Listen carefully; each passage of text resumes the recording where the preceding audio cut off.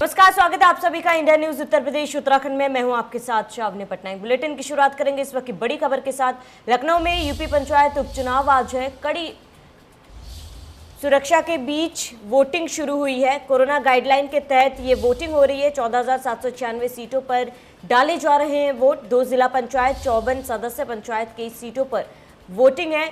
14,712 ग्राम पंचायत सीटों पर वोटिंग जारी। 14 मई को होगी वोटिंग की गिनती।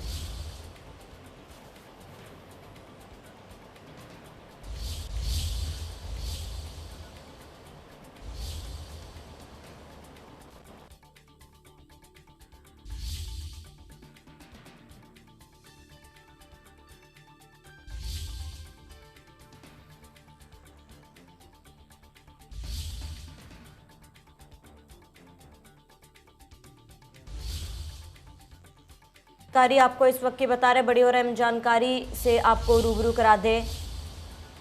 इस वक्त की बड़ी जानकारी जहां पर यूपी पंचायत उपचुनाव आज है। बड़ी और अहम जानकारी से आपको रूबरू करा रहे। कड़ी सुरक्षा के बीच वोटिंग शुरू हुई। वहीं 14 जून को होगी वोटों की गिनती। इस वक्त की बड़ी जानकारी आपको बता रहे, कोरोना गाइडलाइन के तहत वोटिंग होगी। बड़ी और अहम जानकारी से आपको रूबरू करा रहे हैं, जहां पर 14 जून को वोटों की गिनती होगी।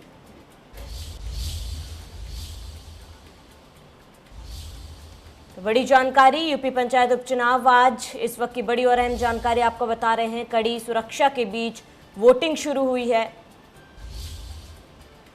और इस 14 जून को वोटों की गिनती होगी।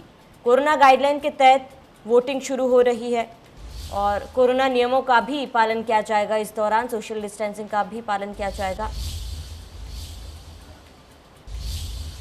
सरहदों की गिनहबानी में 341 युवा अफसरों की टोली तैयार हो चुकी है। आज भारतीय सैन्य अकादमी में पासिंग आउट परेड में ये युवा जाबाजों की टोली देश पर मर मिटने की शपथ लेकर सेना का अभिन्न हिस्सा बन जाएंगे। सेना के दक्षिण पश्चिमी कमान के जनरल ऑफिसर कमांडिंग ले जनरल आरपी सिंह बतौर रिव्यूइंग ऑफिसर परेड का निरीक्षण कर 5 जेंटलमैन कैडेट से सलामी लेंगे। इसके साथ ही कोरोना संक्रमण के खतरे को देखते हुए इस बार भी परेड सादगी से होगी। पिछली बार की तरह इस बार भी कैडेट्स के परिजन पासिंग आउट परेड नहीं देख पाएंगे। ऐतिहासिक चैटवुड भवन के सामने ड्रिल स्क्वाड पर परेड शुरू होगी। परेड के उपरांत आयोजित होने वाली पिपिंग और ओथ सेरेमनी के बाद 425 जेंटलमैन कैडेट्स बतौर लेफ्टिनेंट देश विदेश की सेना का अभिन्न अंग बन जाएंगे। इनमें 341 युवा सैन्य अधिकारी भारतीय थल सेना को मिलेंगे, जबकि 84 युवा सैन्य अधिकारी नौमित्र देशों Afghanistan, Tajikistan, Bhutan, Mauritius, Sri Lanka, Vietnam, tonga, Maldives और किर्गिस्तान की सेना का अभिन्न अंग बनेंगे। इसके बाद देहरादून स्थित प्रतिष्ठित भारतीय सैन्य अकादमी के नाम देश विदेश की सेना को 62,987 युवा सैन्य अधिकारी देने का गौरव जुड़ जाएगा। इनमें मित्र देशों को मिले 2,587 सैन्य अधिकारी भी शामिल हैं।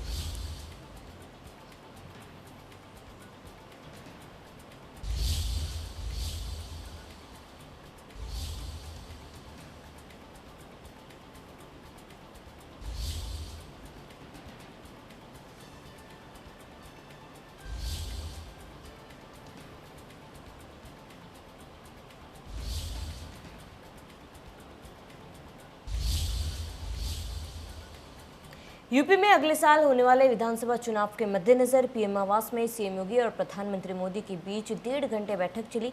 कई अहम मुद्दों पर चर्चा हुई। इसके बाद सीएम योगी जेपी नड्डा से मुलाकात की और गुरुवार को सीएम ने गृह मंत्री अमित शाह से भी मुलाकात की थी। करीब 1.5 घंटे तक दोनों के बीच बात हुई है। सभी से मुलाकात करने के बाद सीएम ने राष्ट्रपति से भी मुलाकात की। दिल्ली में योगी की मैराथन बैठक को देखते हुए यूपी में कैबिनेट विस्तार होना तय माना जा रहा है। ये 4 तस्वीरें आपके टीवी स्क्रीन पर। प्रधानमंत्री से सीएम ने मुलाकात की, बीजेपी अध्यक्ष जेपी नड्डा से भी मुलाकात की सीएम ने, गृह मंत्री से भी सीएम ने मुलाकात की और चौथी तस्वीर राष्ट्रपति से मुलाकात करते हुए सीएम योगी आदित्यनाथ की तस्वीर है। तो बैठकों का दौर लगातार जारी है और कहीं ना कहीं ये बैठकें जो है वो 2022 की तैयारी को लेकर कई अहम बातें सामने आ रही हैं। उत्तर प्रदेश में अगले साल होने वाले विधानसभा चुनाव से पहले लखनऊ से लेकर दिल्ली तक सियासी हलचल तेज हो गई है। यूपी सीएम योगी आदित्यनाथ ने शुक्रवार को प्रधानमंत्री मोदी के साथ मुलाकात की। दोनों नेताओं के बीच करीब सवा घंटे तक बातचीत हुई। पीएम मोदी से मुलाकात के बाद यूपी सीएम योगी आदित्यनाथ ने ट्वीट किया। उन्होंने लिखा, आज प्रधानमंत्री मोदी से नई दिल्ली में शिष्टाचार भेंट एवं मार्गदर्शन प्राप्ति का सौभाग्य प्राप्त हुआ। अपनी व्यस्ततम दिनचर्या से भेंट के लिए समय प्रदान करने व आत्मीय मार्गदर्शन करने हेतु आदरणीय प्रधानमंत्री जी का हृदयतल से आभार।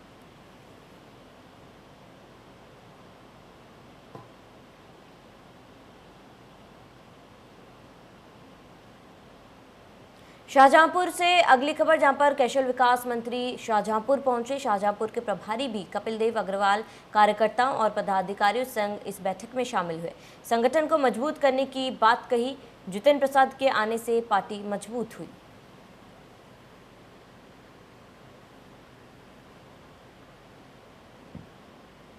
मिशन 2022 को फतह करने के लिए भाजपा ने पूरी ताकत झोंक दी। पश्चिमी उत्तर प्रदेश को फतह करने के लिए मेरठ में भाजपा के दिग्गजों ने मंथन किया। पंचायत चुनाव में पार्टी के कमजोर प्रदर्शन की समीक्षा में प्रदेश संगठन महामंत्री सुनील बंसल ने साफ कह दिया कि प्रत्याशियों की योग्यता का सही आंकलन करने में महानगर संगठन नाकाम साबित हुआ। ये बात भी निकाल कर सामने आई कि कुछ जनप्रतिनिधियों के दबाव में पंचायत चुनाव के टिकट फाइनल किए गए और ये भी एक बड़ी वजह रही कि पश्चिम में सभी जिलों में पार्टी का प्रदर्शन बेहद खराब रहा। उन्होंने साफ कहा कि सिर्फ और सिर्फ संगठन के लिए काम कीजिए, बेहतर नतीजे सामने आएंगे।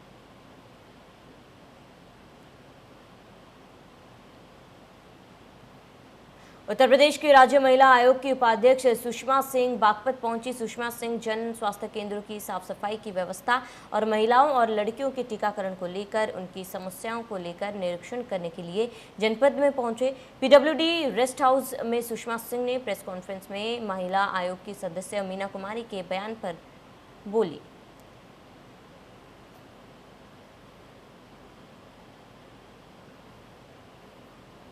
लड़कियों को पूरा अधिकार है, दिन में जाएं, बाहर रात में जाएं। सरकार का और प्रशासन का और हम जैसे लोगों को ये बात सुचारू रूप से देखनी है कि हम उनको सुरक्षा प्रदान करें। बाकी जो हैं इस प्रकार की हैं जो घटनाएं होती हैं उनको इस प्रकार से जोड़ने का कोई कारण बनता नहीं है। लड़कियों को पूरा अधिकार है कि वो अपने डिसीजंस लें, वो क्या पढ़ना चाहती हैं, क्या नौकरी करना चाहती हैं, वो क्या काम करना चाहती हैं और समाज में वो किस तरीके से समाज में अपना नाम रोशन करना चाहती हैं। सीएम योगी आदित्यनाथ ने 3 जिलों में 4 स्वेच्छी को गोद लेकर ये साबित भी कर दिया कि वो कहने में नहीं करने में यकीन रखते हैं। गोरखपुर में 2 स्वेच्छी को सीएम ने गोद लिया है। ऐसे ही एक चरगांवा स्वेच्छी भी है। यहाँ का जायजा लिया हमारे संवाददाता ने।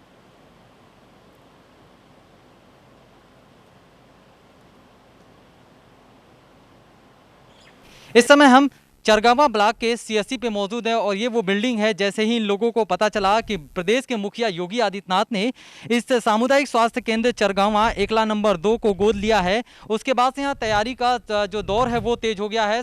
और ये आयुर्वेदिक चिकित्सालय का यानी ये जो 2 रूम है ये आयुर्वेदिक से संबंधित, यहाँ पे जो मरीज है वो आते हैं और उनका जो है यहाँ पे इलाज होता है। हमारे साथ यहाँ के फार्मासिस्ट मौजूद है, प्रभारी हैं यहाँ के फार्मासिस्ट के। इधर आइए आप, ये बताइए कि ये जो सीएससी आपको पता है कि इसको प्रदेश के मुखिया योगी आदित्यनाथ ने गोद ले लिया है? जी, अभी 2 दिन पहले हम लोग को खबर हुई है। उसके हिसाब से हम लोग तैयारी में सुबह से शाम तक रात पूरा मेहनत के साथ कर रहे हैं साफ सफाई का काम। क्या लग रहा है, एक गौरव भी महसूस हो रहा होगा कि प्रदेश के मुखिया? बिल्कुल बिल्कुल, इसमें कहने की बात नहीं है। ये हम लोग का सौभाग्य है, यह सौभाग्य की बात है कि गोरखपुर में 2 सीएससी माननीय मुख्यमंत्री जी ने गोद लिया और जिससे हमारे लोग, हमारे आसपास के लोग अच्छे से सुविधा लें, उसका लाभ लें और स्वास्थ्य सेवाओं का हम लोग भरपूर सहयोग भी उनका करेंगे। क्या क्या फैसिलिटीज में होगी, पहले क्या थी और अब जब प्रदेश के मुखिया ने इसे गोद ले लिया है तब इसमें क्या क्या फैसिलिटी होनी है? पहले यहाँ पर फैसिलिटी में ओपीडी चलती थी, जनरल ट्रीटमेंट था वो उतना तक अभी तक सीमित था। अब मुख्यमंत्री जी के गोद लेने के बाद से अब सारी व्यवस्थाएं ओटी से लेकर के लेबर है, वैक्सीनेशन है और जनरल ओपीडी है, जो भी है वो पूरी सारी संस्थाएं, सारे सिस्टम अब शुरू हो जाएंगे। काम भी शुरू हो गया है इसके मेंटेनेंस का? हो गया है, 2 दिन से हम काम करवा रहे हैं पूरा जो है लगन के साथ। 9 करीब सफाई कर्मचारी हैं, पेंट वाले हैं, प्लम्बर वाले हैं, बिजली का काम है, जो भी अधूरा था वो सारे काम पूरे किए जा रहे हैं। यानी अब किसी भी तरह के नॉर्मल बीमारियों को या पैथोलॉजी से संबंधित या जांच से संबंधित अब आपको शहर नहीं जाना पड़ेगा।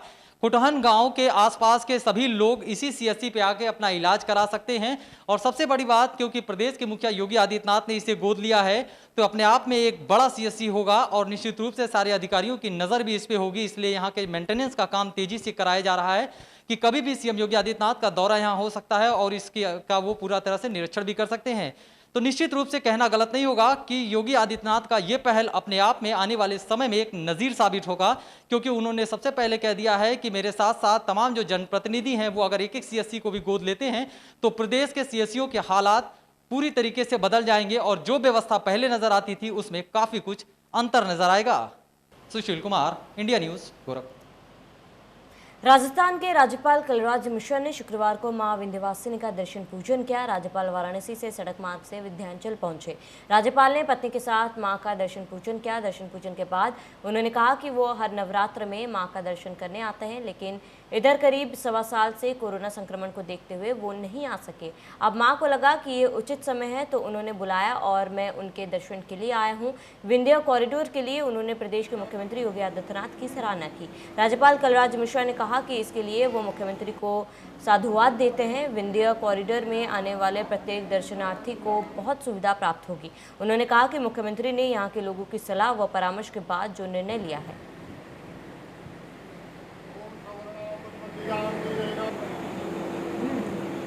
मैं स्वयं जो बराबर हर नवरात्र में मैं माँ का दर्शन करने के लिए आया करता था, गत 1.25 वर्ष से कोरोना के कारण, महामारी के कारण मैं नहीं आ पाया और एकाएक माँ की इच्छा हुई,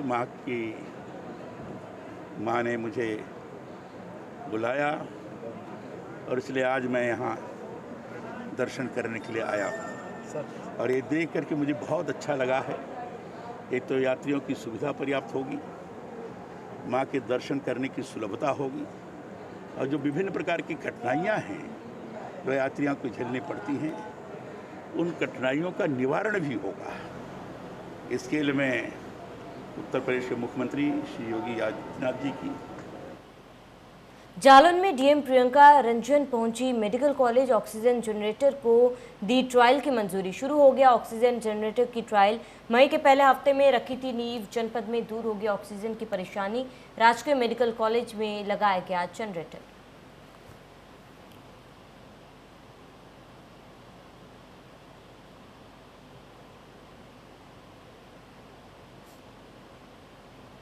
कोरोना महामारी के दौरान दूसरी लहर में मुरादाबाद रेल मंडल में कुछ ट्रेनों का संचालन पूरी तरीके से बंद कर दिया गया था, लेकिन अब मुरादाबाद मंडल में कोरोना वायरस पॉजिटिव मरीजों का दर तेजी से घट रहा है। कोरोना के मामलों में कमी आने के बाद मुरादाबाद रेल मंडल के डीआरएम मुरादाबाद तरुण प्रकाश द्वारा फैसला लिया गया। शनिवार से मुरादाबाद मंडल की बंद पड़ी हुई सारी ट्रेनों का संचालन कर दिया जाएगा। ट्रेनों का संचालन शुरू होने से यात्रियों को काफ़ी सारी समस्याओं से निजात मिल जाएगा।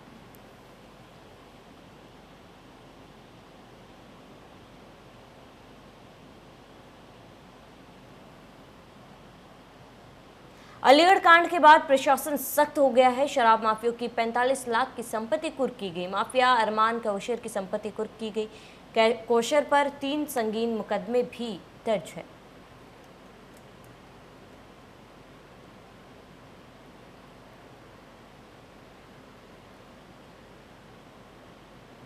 शामली में अबॉर्शन की शिकायत पर स्वास्थ्य विभाग की टीम ने छापेमारी की है। शिकायत मिली थी कि बिना किसी परमिशन के महिला डॉक्टर ने एक महिला का अबॉर्शन कर दिया। दरअसल जब महिला को पेट में दिक्कत हुई तो उसने इसकी जानकारी स्वास्थ्य विभाग को दी, जिस पर स्वास्थ्य विभाग की एक टीम मौके पर पहुंची और मामले की तफ्तीश की। पूरा मामला जहां पर अखिलेश चौहान द्वारा चौहान क्लिनिक हॉस्पिटल का संचालन किया जा रहा है। यहां पर एक जच्चा महिला चेकअप के लिए आई थी। आरोप है कि महिला डॉक्टर ने पेट में बच्चा मरने का हवाला देते हुए अबॉर्शन की सलाह दी और अगले दिन महिला का अबॉर्शन कर दिया, जिसके बाद से महिला को पेट में दिक्कत महसूस होने लगी। जिसके बाद महिला दोबारा डॉक्टर के पास पहुंची और सारी आपबीती डॉक्टर को बताई। डॉक्टर की ओर से संतोषजनक जवाब नहीं मिलने पर महिला ने पुलिस में शिकायत की।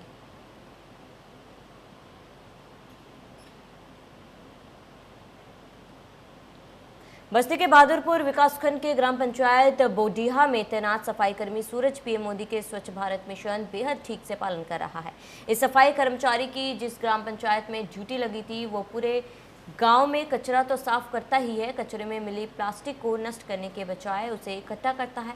इस सफाई कर्मी ने इकट्ठा की गई पन्नियों से महात्मा गांधी की प्रतिमा का निर्माण किया, जिससे देखकर आपको ये लगेगा कि नहीं कि ये मूर्ति सिर्फ वेस्ट पन्नियों से बना हुआ है। ये सफाई कर्मचारी ग्राम पंचायत से निकलने वाली पॉलीथीन को